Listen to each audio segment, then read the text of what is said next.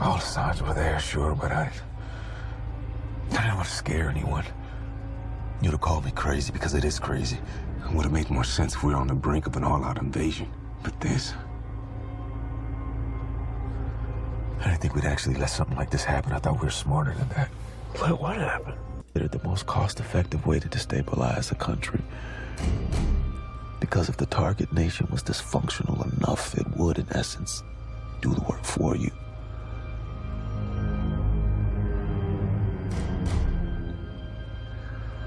Whoever started this wants us to finish it.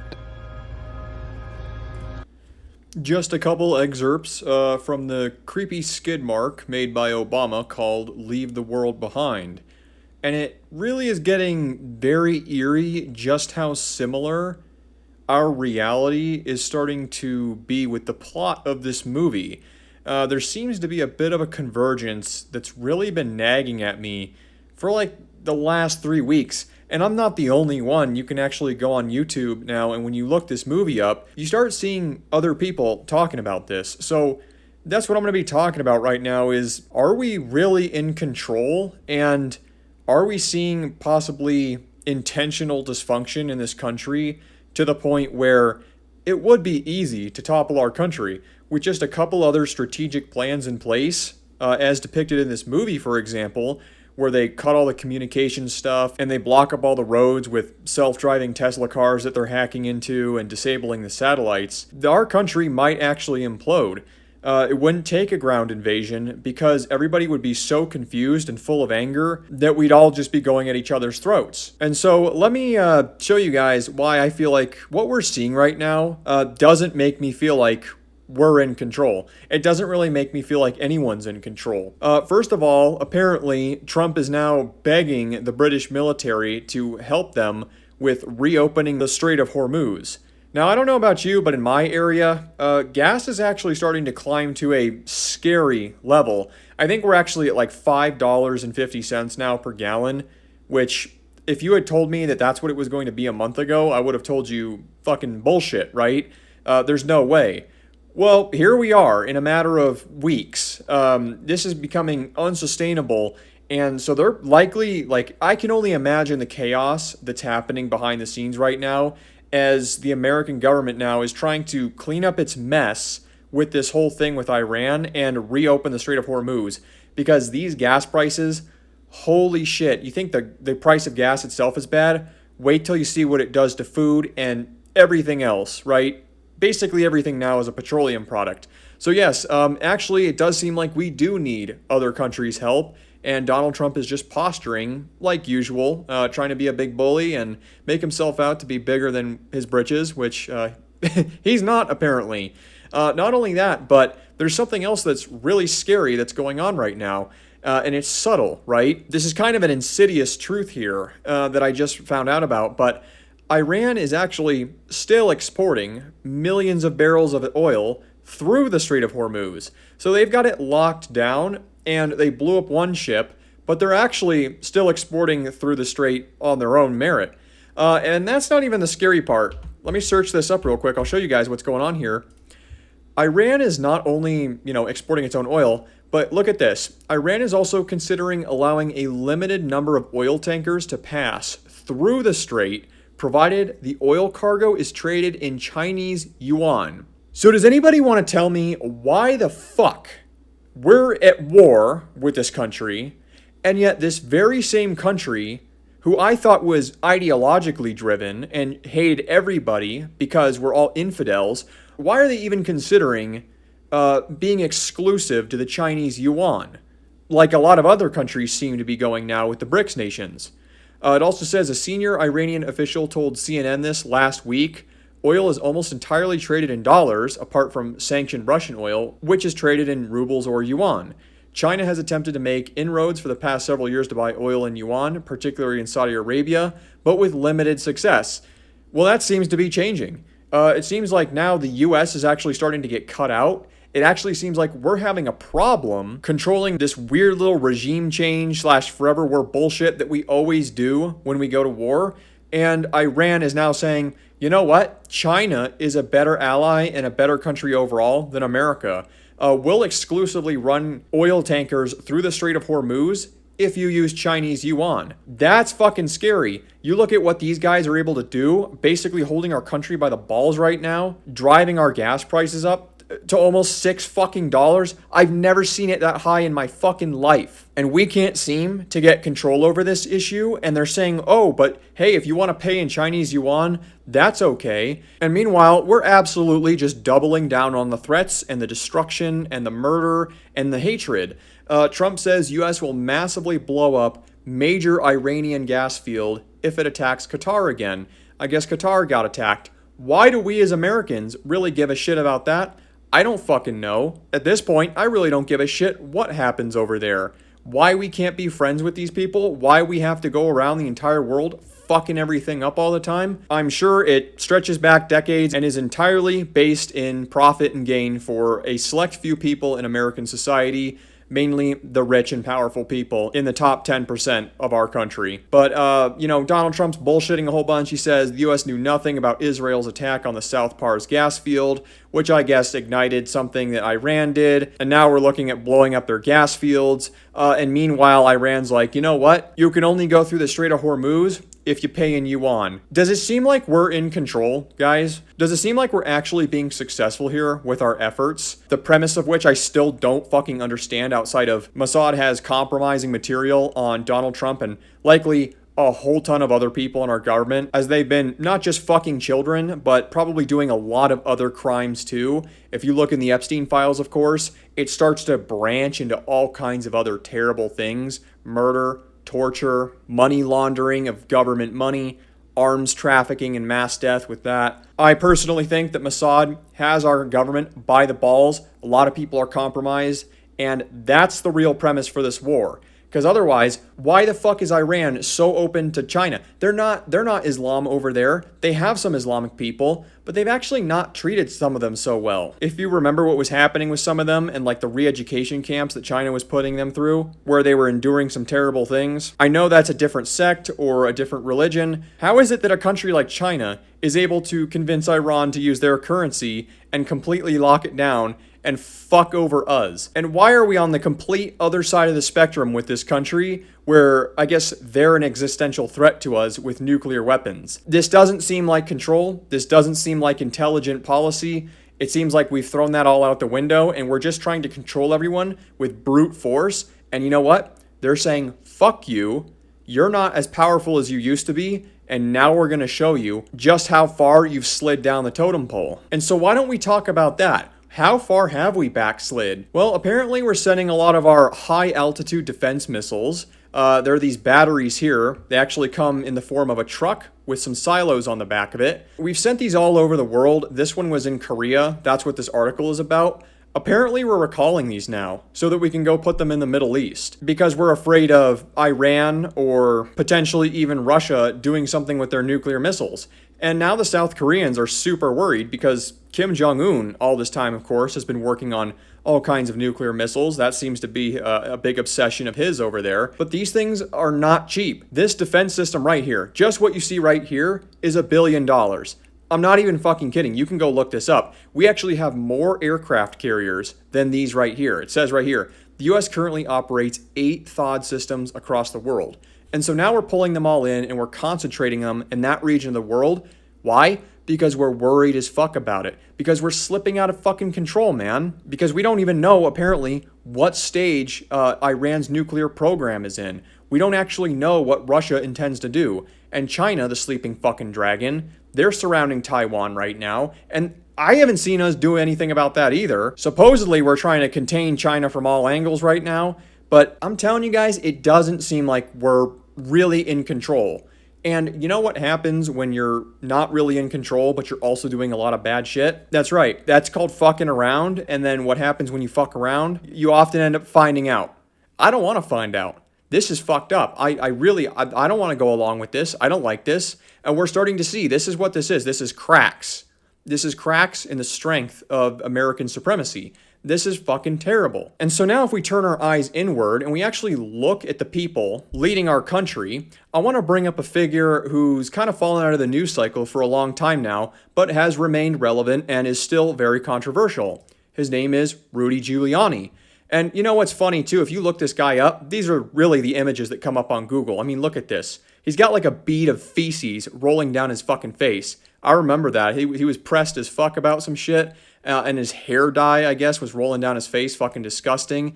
And this one, dude, somebody's got to be doing this guy a disservice at Google, because this picture makes him look like a ghoul every day of the year, except for Halloween when he puts a mask on. But I want to show you guys something specific that I found out that ties this guy to my own state of Arizona, because this guy's had all kinds of problems. But in Arizona specifically, I guess him and Trump and a few other people are being prosecuted for trying to use fake electors in my state. If we actually go to this, it was a plot, and it was attempted by Trump and his associates, such as Rudy Giuliani, to have him remain in power after losing the 2020 United States presidential election. And he did this by devising a scheme to submit fraudulent certificates of ascertainment to falsely claim that Trump had won the Electoral College. So you know what this really looks like to me, honestly, is that our country, when you look at it from the inside, is actually being run by something that's more similar to an Italian mob than a government. Because that's exactly what this is. This is mob-like behavior, which might have something to do with the fact that Iran is like, yeah, fuck you. First of all, we're more powerful than you thought we were. And second of all, anybody who wants to use the yuan, which is China's currency, can go through. Anyone who wants to use the dollar, fuck off. That might actually be because we have a Italian mob-style group of people running our country. Although I think that would be, doing most Italian mobs a disservice at this point. Honestly, they were better dressed, and I don't think a lot of them fucked children. So even the Italian mobs have one up on people like Trump and Giuliani. And now let's actually talk about somebody else that we haven't seen for a while in the press cycle as it pertains to the Joe Kent situation. We actually had the Director of Intelligence, Tulsi Gabbard. She's been kind of out of the news cycle, pretty MIA lately. Oddly enough, she was very outspoken under Obama. Made that her whole thing under Trump's campaign trail to get herself appointed as Director of Intelligence. And now she's given everybody the same runaround in regards to the comments made by Joe Kent in his resignation letter. Take a look at this. There was a, quote, imminent nuclear threat posed by the Iranian regime. Yes or no? Once again, Senator, the intelligence community has provided the inputs that make up this annual threat assessment. You won't answer the question. It is the nature of the imminent threat that the president has to make that determination based on a collection and volume You're here of to be information and timely. intelligence that he is provided with. You're here to be timely, objective, and independent of political considerations. Exactly what I'm doing. No, you're Yeah, she's not. She's absolutely running out the clock, doing the same thing that Pam Bondi was doing about the Epstein files, what Kash Patel was doing about the Epstein files, committing perjury. This is the fourth fucking time this guy asked this question about was Iran an imminent threat? And she says, oh, well, the intelligence agencies, the intelligence doesn't really, they don't come to those conclusions. That's for the president to do. Like, what is that? What do you mean? What are you there for then? All you do is observe and report. You don't make any kind of definitive statement whatsoever about what's going on in the world and deliver that to the president. You actually go through every little nuance, every little thing that you've learned, the entire causal chain of every single terrorist threat, and then the president can decide whether it's enough to act on or not. You gotta be fucking kidding me with that bullshit. There's no way intelligence agencies don't go directly to the president and say, this is a fucking threat, we need to act on this right now. And what does that even matter? I don't even understand the defense here. She's just passing the buck on to Trump anyway, like a fucking terrible decision was made and now they're being outed for it and oh, it's the president's fault. Just absolutely redirecting all the attention back to him. Like that makes it any better. As if Trump, going through this guy's entire Twitter, he went through Joe Kent's entire Twitter history and pulled up a bunch of statements that are supposed to be contradictory. Like this one here, I guess this was the biggest one, where he pulled up this post from Kent that said, we should not sit and wait for the next attack. Wipe Iran's ballistic capability out and get our troops out of Iraq. They're only targets now. No U.S. WIA KIA is a tribute to the professionalism of our military and intel professionals, not Iranian restraint. And now the Trump administration and a lot of websites like this one, honestly, are trying to frame this like, oh, no, this guy actually was flip-flopping on this issue. He wanted to go into Iran. He wanted to go and bomb them. Well, maybe he did. But you remember what he actually said in his resignation letter? He said we could have cut the head off the snake immediately, and we didn't. That was Joe Kent's entire message, that what we're doing is not for the reasons that we're saying that we're doing them for, and that we are establishing a forever war. We did kill everybody, but the Ayatollah's son, the guy who is next in line, and we gave him every reason to hate our country for the rest of his life, and then we went and bombed an elementary school. That's why Joe Kent resigned. Sure, he wanted to go bomb Iran, but he wanted to do it the right way. Is that the right thing to do or not? I don't really think so. I think we shouldn't be doing any of this to begin with. I think a lot of what we're doing over there is predicated on the fact that we've just been fucking around with that part of the world for as long as I can remember. We've been killing people over there for decades. And so while yes, I disagree with continuing to bomb things and continuing to just take this approach where, oh, we're going to blow up your fucking gas fields now if you do one more thing. This weird tit for tat that we actually seem to have started, this criticism is completely invalid, and Trump is this manipulation man. He is absolutely misrepresenting the entire situation. That's what this is right here. The guy did want to go and bomb Iran. He just wanted to do it in a way that would actually end it in a week, which is not what Trump wants to do. We all know that Trump, and specifically Benjamin Netanyahu, who has a leash on Trump at this point, and a little bone tag that says bitch on it, they want a fucking forever war. They want this conflict to last years.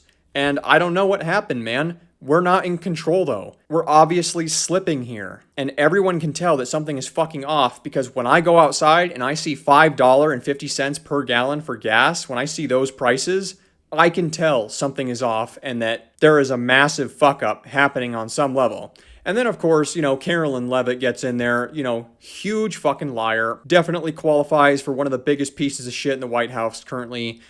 She's jumping on and saying, oh, it's laughable and insulting what he said in his resignation letter. Well, you know what? Fuck you, man. At least he did it. At least he has the balls to go against the status quo and try to shut down this forever war before we enter week 4 and gas prices hit $8 a gallon.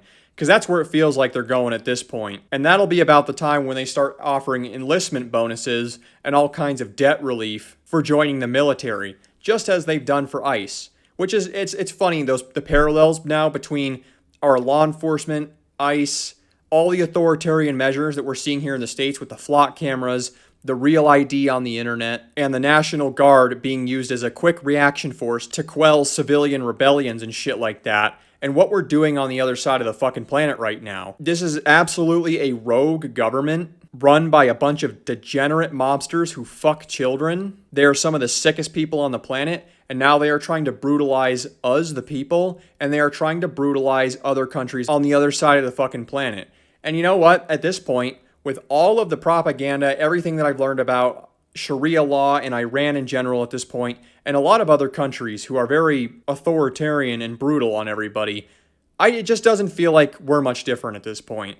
And at some point in the future, it feels like we're going to be pretty much the same. We're going to shoot people in the street. That's going to be normal. We'll have people like Kristi Noem come out and fucking lie about it to our faces, say that, oh yeah, he had his gun pulled out, he was going to mass murder ICE officers, he was getting ready to shoot a bunch of people. And then we look at the videotape and it's a completely different story. They got the gun away from him and then shot him in the back. The only difference in the future is that we won't be able to reveal the truth through videos on the internet like that because everyone will be identified and they'll probably just show up to your house in the middle of the night and take your phone away and delete the video and probably just kill you, honestly, like Julius Caesar used to do to people he didn't like. But anyways, that's where I'm going to leave the video off here. It feels like we're losing control. And honestly, yeah, this video that was produced by Obama, guys, this is so fucking creepy. Why, as a former president, why would you make a video like this? Why would you fund a video to be made? In the beginning of the video, they have a whole bunch of satanic symbolism and upside down American flags and upside down statues of liberty. And now it just seems like we're getting closer. We're seeing so many parallels to this movie now. You should go watch it for yourself. Leave the World Behind. You can find it just about anywhere. But at this point, if we had the first 2 stages that happen in this movie happen, yeah, probably something similar would happen, which would be everybody running around killing each other, trying to get the scraps of food and whatever droplets of water they were releasing to us from the top. So I'll leave it there. Super creepy. Doesn't feel like we're in control. Feels like we're actually out of control, externally and internally. And it's honestly fucking terrifying. So take care of yourself, and I'll see you in the next one.